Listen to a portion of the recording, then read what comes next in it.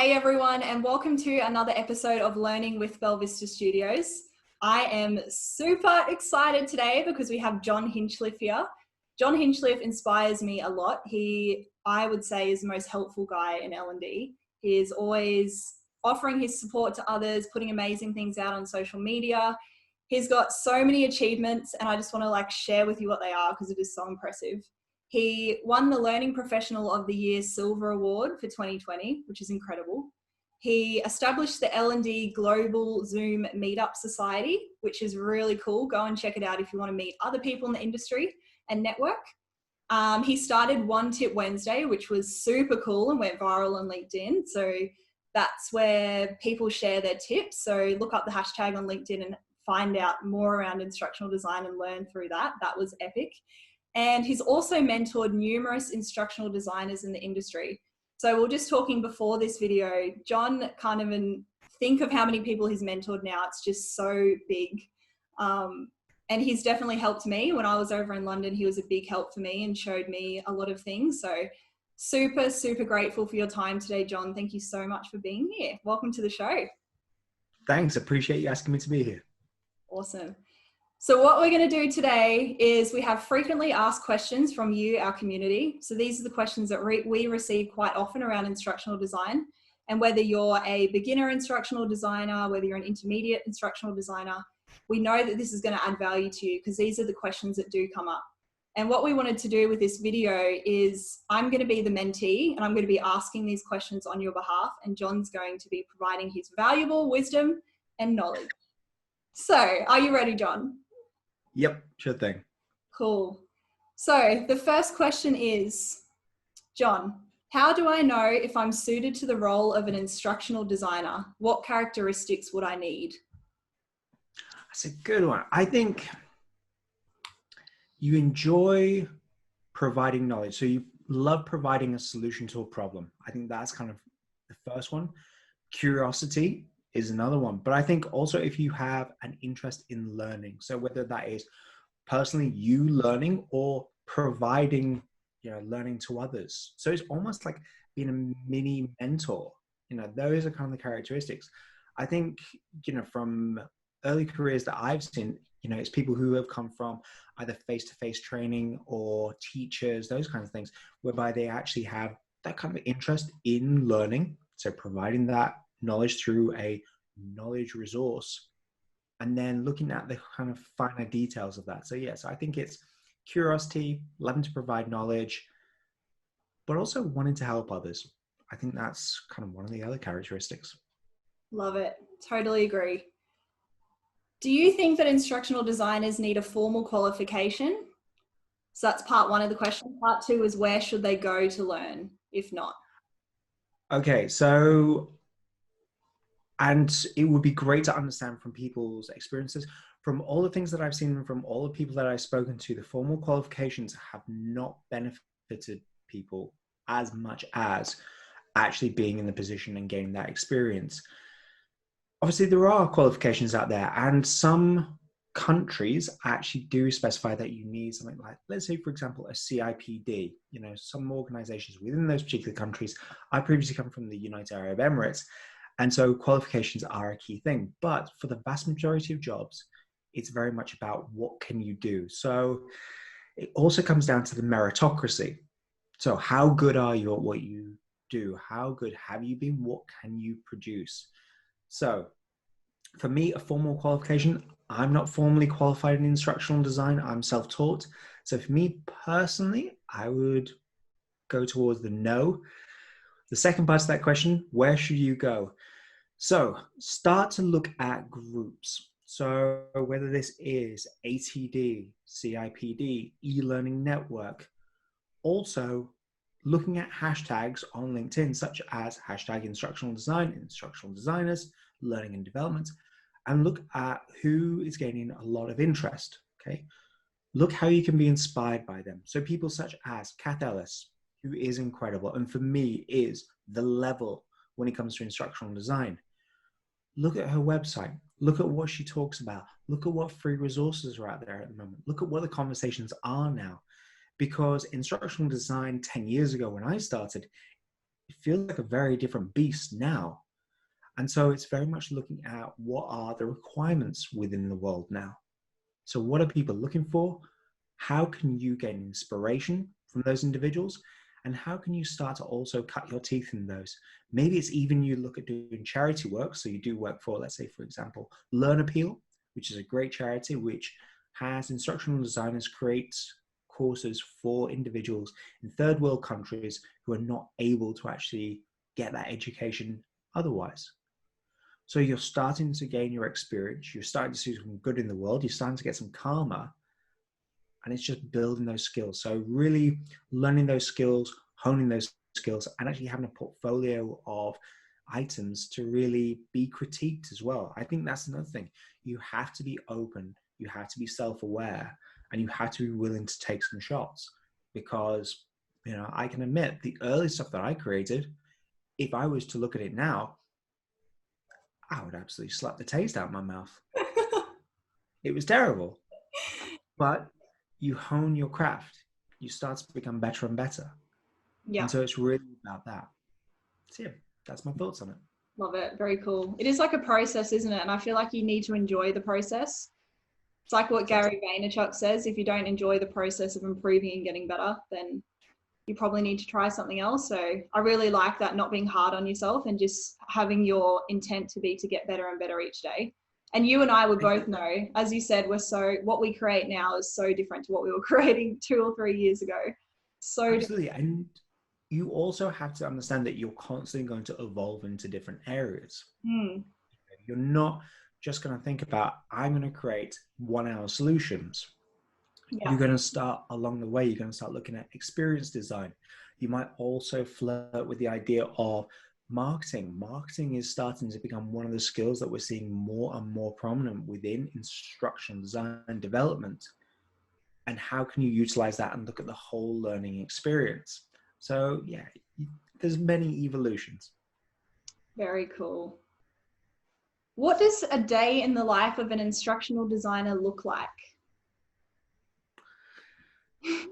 It's pretty cool. Pretty cool. So it's very much looking at what are you wanting to create. So kind of almost going through, if you went for an expanded form of that ADDIE process, that analysis, design, development, implementation, evaluation. So analysis. So what do you want to create? Who do you want to create it for? Look at action mapping by Kathy Moore. Look at learning personas, which you guys at Belvista have been so great in identifying and really giving insight into that. What are you wanting to create and why? What is the purpose of it? Where are you going to get your information from? Do you need to talk to subject matter experts? You know, how are you going to talk to subject matter experts? Articulate created a great guide to talking to subject matter experts, completely free. Go check it out. Then we talk about design. Design is not just how it looks. It's the user experience. It's the user interface of what you're going to be utilizing. So it is, how is a user going to experience your learning? Is it an answer to a question? Is it training at the point of need? Is it that it is a mandatory course? How do you make that entertaining? But also, how do you ensure in the long run people remember the information? Because the fact is, we're fallible, we forget. So how are you going to be able to provide resources for people so that they can remember the information that you have provided to them? Let's say, for example, in the health and safety course, 6 months down the line when they need to actually utilize it. So how do you do that? Also, you're looking at, how does it visually look? How is it accessible? How does it not create cognitive overload? So how do you have a nice, clean design? Development, what are you creating in it? Is it video? Is it animated video? Is it that you use an authoring tool? When we talk about authoring tools, we're not just in the realms of, is it storyline? Is it Captivate? Look way outside that. There is Elucidate. There's Evolve. There's Is Easy. There's all these different ones that you can utilize, and it's depending on what is right for your needs. So are you mobile first, or do you know that your learners are going to have to take this on their desktops? Becomes a different conversation for you. Implementation. Okay, now we're in, where does it sit? You know, so you're thinking about, is it a learning management system? Is it an LXP? Is it that you don't have either of those and you have to have it hosted on the web? Is it that you're really, really cheap at the moment and you do user-generated content through MS Teams? It's what do you have? What is somebody going to be able to pull, and how are they going to be able to get that as easy as possible? Finally, we're through to evaluation. Evaluation is not just assessments. So you have your formative, you have your summative. Formative, those are your small knowledge checks during your learning. Summative is right at the end. Usually when we're thinking health and safety, you have 80 over 100. The worrying thing is, what about that 20% that you don't know? How are you going to get that in the future? So how are you going to be able to provide for people so that they can get that information in the future? But also evaluation of what you've done. Look at things such as the V model by the ROI Institute Canada. So you have very much its action mapping at the beginning, Kirkpatrick at the end, in order to actually see what did you want to be able to obtain, and have you actually been able to obtain that through your processes. So whilst you're actually creating a day of an instructional designer, having all those things in your head. That's really cool. I love that. I feel like you've gone through the process that we need to follow, and often people can think like you just create learning, but there's so much behind it. Like you do have to do that analysis, and you need to have theory, look at the learning models, figure out what you're going to develop it in. There's so much to it. But I think that's what's amazing about our roles. Like we have so much variety. We're not just doing the one thing all the time. I feel like there are so many different elements and tasks associated with instructional design, from like writing to graphic design to learning theory. It's very cool. Awesome. So what skills should I develop to become a great instructional designer? So I think when we talk about instructional designer, traditionally instructional designer was the process of taking information and making it into learning. Mm-hmm. So just in terms of the written content, I think the real realization at the moment is that you have to be able to develop that as well. That's the expectation. Instructional designers are becoming supermarkets. Why do supermarkets do so well when there are little stores? Because everything was under one roof and it was more cost effective for the customer. We're supermarkets. So I think you really have to understand how, I would say, a little bit of neuroscience. So how do we learn? So not just thinking that you can take a massive slab of text, put it online, that is learning and it's going to be effective. I think that's another thing. You have to look at things. Are they learning? Would I learn from them? Is it effective? Yeah. That's a big one. I think marketing as well. So if you look at Bianca Bauman has created a little black book of marketing in L&D. Oh, completely free. She's a rock star. But starting to think about how do you actually market your learning? We are in the business of marketing information. So how do you do that as a process? I think also exposing yourself to as much good e-learning as possible. So looking at what has won awards, why has it won awards, but also looking at who are the really good practitioners at the moment. I think you're also going to have to specialize in an authoring tool. If it is just one, looking at what meets your needs and also what meets your price point. If you are an individual on your own, it can be tricky. If you're an organization, you have more flexibility. I think the Articulate 360 suite offers a great range. Obviously, you've got Storyline in there, you've got Rise in there, you've also got the review tool, so it's nice and flexible. But I am encouraging more and more people to have an exploration of what is taking place. I mean, Elucidat is a really great tool. It provides a lot of flexibility. It's great cloud, mobile first. It just really works an absolute treat. Is easy. Ironically, the name says it. It's easy. It's incredibly easy cloud responsive tool. Yeah. And so it's really understanding what is going to be right for you, what's going to be right for your needs. So having those specialities, I think it is just looking at learning as an experience. I would say really kind of look at the stuff that Lauren Else Hoffman is talking about with regard to learning experience design, and just really taking that on board and outlining how can you integrate that.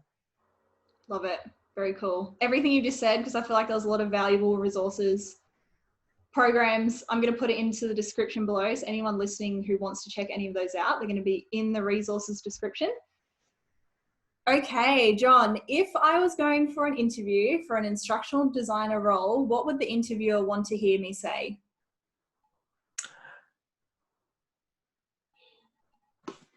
They not want you to talk about hour-long Click Next courses.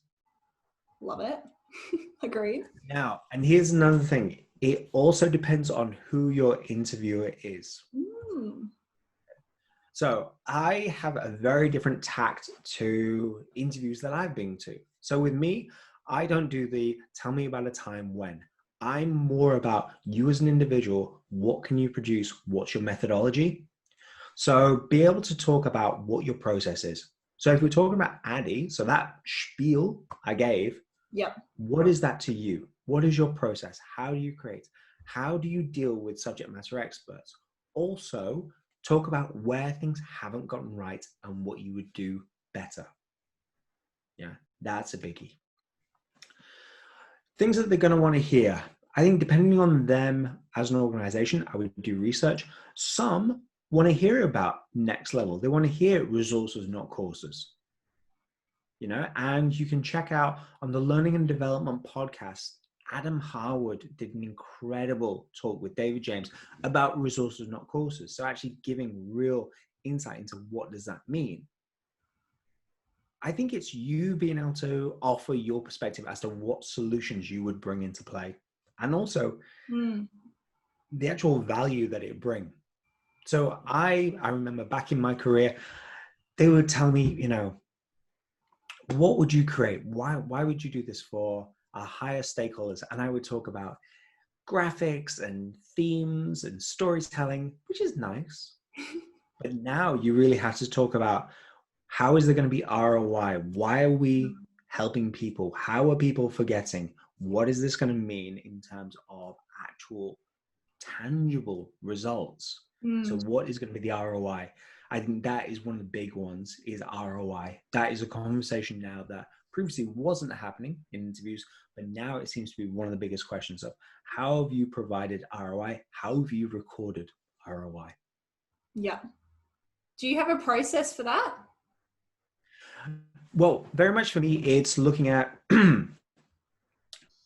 taking into account what different jobs I've previously done. So let's say, for example, in academia, how many students have we positively affected? What have we seen in terms of score changes?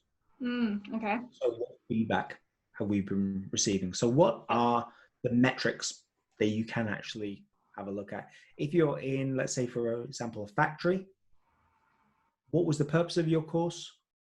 Has it affected those metrics? What are those metrics and what happened? Yeah, cool. So just being specific around the changes that you've seen, getting feedback. I think that's a really good one, getting feedback from your learners. And if you work for clients, getting feedback from them as well, so that you can reference that in interviews. Yeah, very cool. Okay, should I, as the mentee, create a portfolio? And if so, what advice do you have? So 100% you should create a portfolio. So I liken it to this. If you were going for an interview, okay, as a wedding singer, would somebody hire you without hearing you sing? No. Probably not. Probably wouldn't be a great idea. Exactly. This is the thing. At the moment, we are in quite a lot of competition. So the more information that you're able to provide and actually show about what you can do, the look, the feel of what you can actually create is incredibly important. In terms of what to create, Devlin Peck has some great resources around what to create. Tim Slade as well. For me, it's very much about how can you provide an insight into your process, but also actually working examples. Oh, let's say, for example, a mandatory course. So a compulsory course such as health and safety, just a short 5 to 10 minute example showing how would you present that information? What would be your thinking around that? What would be the experience from a learner? Also, if you can, create a course, and I actually reference, so the learning conference, which you guys recently put on, and I was fortunate enough to speak at, had the show. And so taking inspiration from that, actually creating working examples from that. Yeah, that's cool. So that you can show that versatility. But also one that I like to put in there is do something that you also enjoy about. So if you have a passion for CrossFit, Mm, your insight course into that. So you are showing that, yes, I can create across a versatile range, but also I'm giving you a little insight into me. And you never know, you might resonate with somebody and they might go, I love that too. And it's a conversation. yeah, very cool. I like that because I feel sometimes people, if they don't have experience and they're going for an instructional designer role for the first time, they think I don't have anything to show. But like what you said, like you can just create something that you're passionate about and figure out what your process is. Choose a topic that you're passionate about and make something really epic to show people. And that can be your portfolio piece, which is really cool. Exactly. Nice. Okay, I think I might know what you're going to say to this one, but I'm going to ask you anyway. Okay. What learning strategy or model should I know and why? So for me, I'm very much focused on Addy. Yeah, Okay. I thought it would be. Addy has served me very well throughout over a decade. Obviously, there is Sam as well. I think you can have the basic model. So Addy is a basic model, but then you really start to incorporate all the different elements that are out there in the world and how things evolve, how things change, and really make it your own. Yeah. So analysis could be, at its most basic function, it's a training needs analysis. Mm, It's only through exploring, seeing what works for people, gaining insight, listening to podcasts, watching webinars to really understand how do I develop that into my own. So that's where, we were talking action mapping, learner personas, also thinking their human-centric design, yeah. really thinking about what do they need. Yeah. Then in terms of design, you're starting to build up. So it's taking it into its different evolutions. So for me personally, Addy, have that as your base and then expand it into the different layers and find out what you're really good at. And also, if you don't comprehend something, so if it doesn't really click, reach out to people. So the thing is, and I found this through creating the L&D Global Zoom meetup, people are very willing to talk. We're a wonderful industry and we like to provide and help each other. So if you need a helping hand, reach out to people. Ask them, what do you do for design? What do you develop in? What's your process? It's interesting times. So talk to each other. Very cool. I'm going to put your L&D Global Zoom meetup link in the description. So if anyone would like to connect with other instructional designers and hang out with John, check out the description below. And it is amazing because like you said, it's an opportunity to ask questions. If you've got questions personalized for you, you can speak to other people in the industry and learn from their experience and knowledge. So I think that's really cool. Okay, what tools or web pages should I download and bookmark as an instructional designer? Oh, I feel like this could be a long list. It could be. I think, thankfully, a long list got very much shortened. So Tracy Parish did an incredible curated list of pretty much all the resources that you really need. So, that's cool. Yeah, I totally need cool. to see this. Yeah. So it's, if you Google search Tracy Parish Zeef, Z-E-E-F. Z-E-F. Okay. And so what she's done is she's got hundreds and hundreds of resources on there. So it's things like free images, free AI created human beings so that you don't have any copyright issues, authoring tools, project management tools, free video resources, free graphic resources, accessibility insights. She's done an incredible job. And it's pretty much the first resource that I always provide to people. I think in addition to this, also check out the Learning and Development podcast with David James. Okay. I think the most pivotal episodes for me, so Nigel Payne, Nick Shackleton-Jones, Adam Harwood, which I previously mentioned, Danny Seals. Nice. For me, those really resonated with me and really started to shape the way that I was looking at learning and learning experiences and also corporate. It really started to shape. I think also checking out Learning Now Radio. There was an episode, and it's forever ago, with Ken Murray on storytelling. Storytelling is not just about fantasies. It's about how do we actually engross people and how do we pull on those emotional muscles. It's really incredibly interesting. Also, check out Learning Now TV. I appear there on a monthly slot now. So providing value through that, but also I'm accompanied by some incredible people. You have people like David Perring, Kate Graham, just providing so much value on there. Yeah, so I think Very cool. those for me at this beginning, yeah, definitely check them out. Love it. Okay, what's a challenge that I'm likely to face as an instructional designer, and how would I resolve it? Just one challenge? How much time? If you've got a couple. Okay, I think... yeah, whatever comes to your mind. Yeah, I think the biggest one is, for a long time, learning and development hasn't been seen as a crucial part of businesses because it doesn't traditionally provide a profit, a real tangible profit. I think it's really about how can you look at the solution that you're providing, talking to your stakeholders, and also understanding from the higher powers, so your C-suite, as to what really needs to happen within their organization. What could you provide a positive impact on? And how could you provide a solution that would tangibly provide a result? I think in addition to this, also, you have to know that projects will not always go to plan, and being okay with that. So subject matter experts might not be available. They might go missing. They might work there anymore. Yeah. So it's being able to be flexible with that information. Also, making sure that you distill that information into need to know rather than nice to know. With subject matter experts, they are passionate about their subject. And so it's really trying to distill that and understand from them, okay, you want everybody to know this, but if you're starting out in this position, what are the really need to know bits of information from that?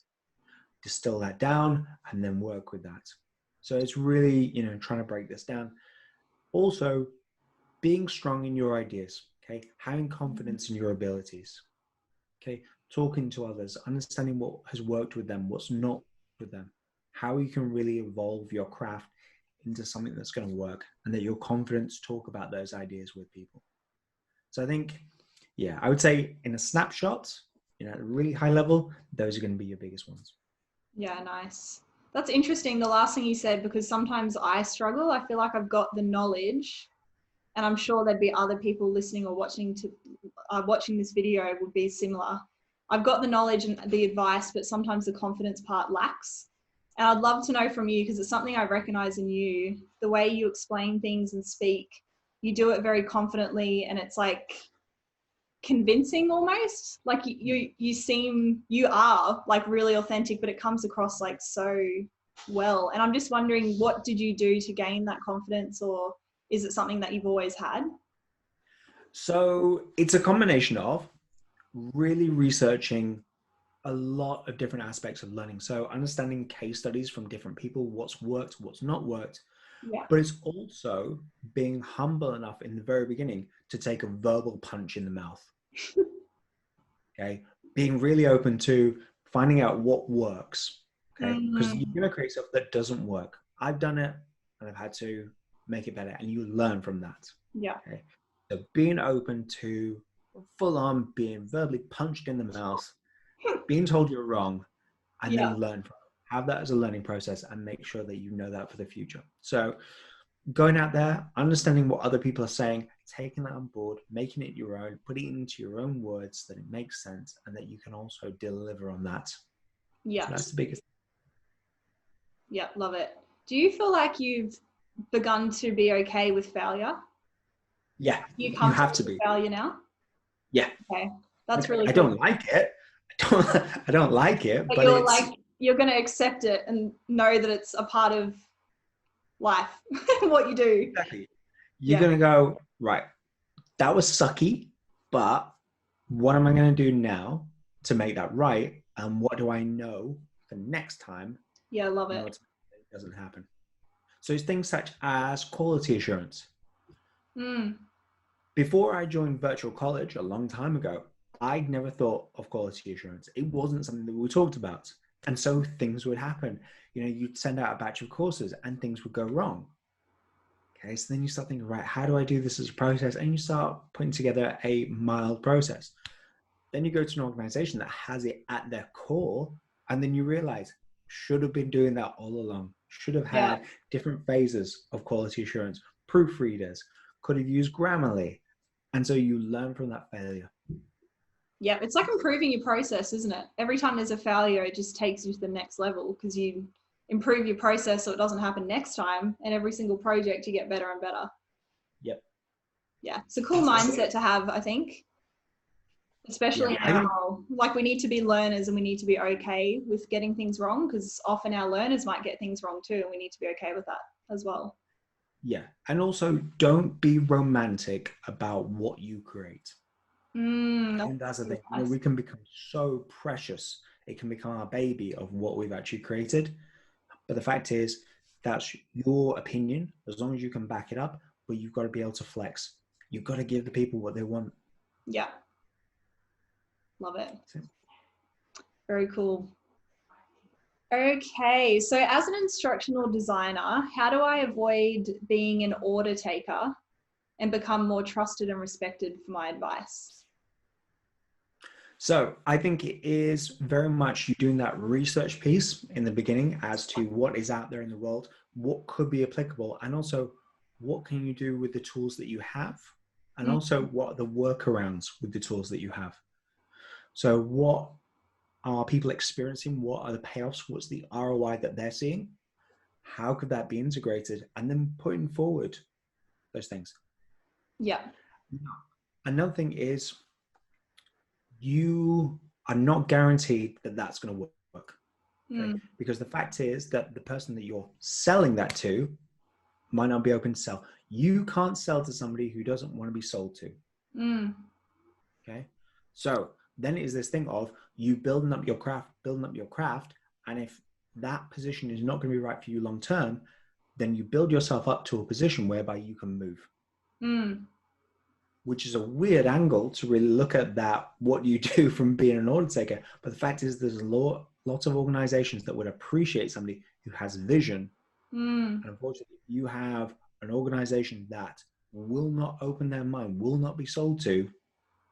That is going to be frustrating. That is going to be demoralizing. And especially during these times where mental health is crucial, it's how do you think long-term gains? So, right, I'm going to learn from this. I'm going to learn my craft. I'm going to hone my craft. I'm going to talk to as many people as possible. I'm going to find out what they're doing, what could be done. And then I'm going to develop myself, because then I'm going to look for 2021. I'm going to shift on somewhere that's going to appreciate the value that I'm going to bring. Yeah, I love that. That's really cool. I think it is so important to be in an organization that enables you to have that creativity sort of freedom. And if for some people it's freelancing, so if it doesn't work for them to be told how to do things, if you feel like you've got a process that you know works and you have the confidence to be able to explain that to clients and do that, I think freelancing is a really great option. I know there's a lot of other things to consider when it comes to freelancing, and you've done it before, haven't you, John? I have, and I look after here at Jampan, I look at 1,000 freelancers. Oh, wow.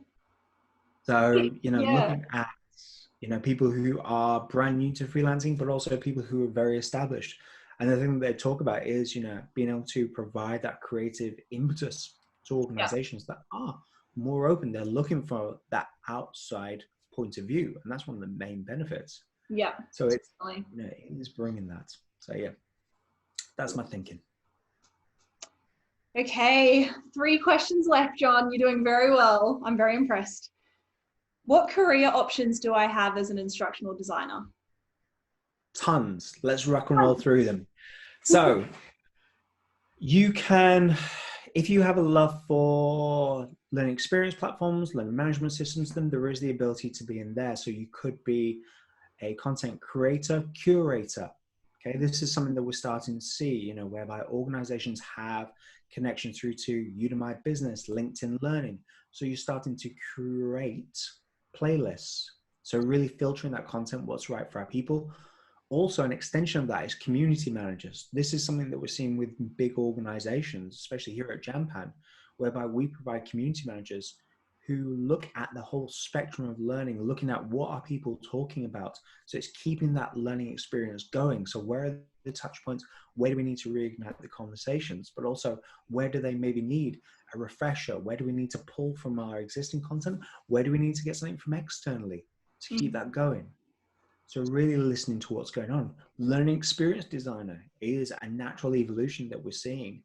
And it's really people looking at that bigger sphere of learning. So rather than it just being, I'm going to create a singular course that's going to go in here, it's what's the experience? How is that in the massive flow of work for people? How are people going to be able to get information when they need it? You know, it's something that really is starting to become more and more prominent. And I think for a really great reason. So I think those are really coming to play. Once again, I super recommend checking out marketing. So Ashley Sinclair, who runs MAS, so MAAS Marketing, that is a marketing company dedicated for L&D. So it looks at campaigns. How do we do this? And she creates some great resources on that. Also on Jampan, we recently collaborated with Lauren Else Hoffman to really explore the learning experience design. So how does somebody get into learning experience design? How do they expand? And she provided a ton of great resources. I was there, you know, playing your role, questioning her. Yeah. It was incredible. So on Jampan, in our blog section, I believe it's called Enter the Learning Experience Designer. And I think that is a really good area to look at, that evolution into it. Yeah, cool. So I think those are, at the moment, those are the biggest areas that I'm seeing people being able to evolve into. Very cool. That will also be in the resources, everyone who's watching. Tons of resources and in check this. it out. Yeah, it's going to be a long resource list, 100%. Okay, what have you learned in 2020 that you could share that would help me to become a better instructional designer? 2020. 2020. I think, sorry? 2020. It's been a great year. 2020. Not really, but. Sucky. Well, in many ways it's a sucky year, but in other ways it's been a great year. Yeah. So I think the biggest thing that I've learned is how open people are to talking and sharing value. Okay, so I created One Tip Wednesday. So hashtag One Tip Wednesday on LinkedIn. So this is something whereby an individual gives a tip and then nominates two people. Very much inspired by the Ice Bucket Challenge, but it's very much centered around we all have incredible information that we want to provide, but we need something unique. We like uniqueness. And so that really filtered into that. It had such people such as Carl Kopp, just the godfather of gamification. Yeah. Lauren Else Hoffman, David James, Cara North, you know, amazing individuals, giving their one tip, nominating two people. Yeah. No price associated to that, just for the love of what we do. Then in addition to this, the L&D Global Zoom Meetup has welcomed over 500 people from all corners of the globe. People have made friends. People are physically, in the countries where they can, actually having coffee with each other. Oh, cute. That's cool. So we're really starting to see that how open the L&D industry is to helping each other. I think that's the biggest thing is if you're a new instructional designer, you can feel quite alone. You might be hanging out on Articulate Heroes website. The biggest thing is talk to people, reach out to them. What's their origin story? That's another one is it's very, very rare that you're going to find somebody who, as a child, thought, I'm going to make online learning. We've all kind of gone into this in our own little directions. And so it's really about how can you get information from other people, but also how can you provide value to them as well? How can you look over what they're doing and give them a helpful critique from a learner's point of view? You know, how can you be an ear to them when they're having a bad day? So it's not just one-way traffic, it's that two-way. Love that. Love it. Awesome answer. Okay, last question, John. If I want to reach my absolute potential, so the best that I can be as an instructional designer, what should I do? Goodness. Okay, it's a cheap answer, but we'll expand on it. Okay. Go through all the resources that have been mentioned in this session. I like that. Take on board all the answers because they come from about 12 years of ups and downs, going through battles. You know, there are battle scars within there. But also, I think the biggest thing for me is be inspired. Okay. So look at who's doing great things and don't beat yourself up thinking, I'm not, that's not me. I can't do that. It's, I love what they do. How can I make that happen? Yeah. Because I speak to a lot of people, and there are people who are, oh, I'm starting out, but we don't have budgets. We can't do this. Okay, so you're saying that you can't create a great learning experience with the tools that you have. You have MS Teams, okay? You can utilize that to provide bite-sized learning at the point of need. Oh, yeah. Oh, there's no good e-learning out there. My word, look at what Kath Ellis is doing. How can you be inspired by that? She created a podcast-driven anti-money laundering course, which is one of the most bonkers, amazing ideas. Be inspired, look at what other people are doing, and don't beat yourself up too much. It's not that you are good, bad. It's you getting there. Yeah. That's the big thing. So take on board all this stuff about learning experience design. If you're just starting out, understand it's going to take time. It's taken me like 12 years. And I'm not even at my best yet. So it's a process. Love it. Everyone listening or watching, I really hope that you listen to that very carefully, because John is so right. It's 3 years of experience that he's experienced ups and downs, and he's giving you advice that I know will bring a lot of value to your life. So if you need to go back and listen to it again, please do, because that is epic. I think mindset is so important, and that was a big part of what you're speaking about. So thank you, John, as your mentee for this video, and on behalf of our community, thank you so much for being here and answering our frequently asked questions. You are an absolute legend. I'm super inspired by you. Is there anything else you would like to leave us with, and potentially how can people get into contact with you? I think in terms of things to leave you with, obviously 2020 is such a bizarre year. I think the biggest thing is be kind to yourself, be kind to each other. It's the biggest thing. We're all in this together. No matter where you are in the world, it's really about how can you provide some sort of positive impact. And it doesn't even have to be huge things. It's just being an ear for somebody. It's a helping hand where you can. Be open, because it's really weird that you do nice things happen to you. So that's the biggest thing. If you ever want to reach me, then you can pretty much find me living on LinkedIn. That is John Hinchliffe, Hinchliffe, because a large number of people spell my name wrong. So you can find me there. Also, you can find me at Jampans, that's jam-pan.com.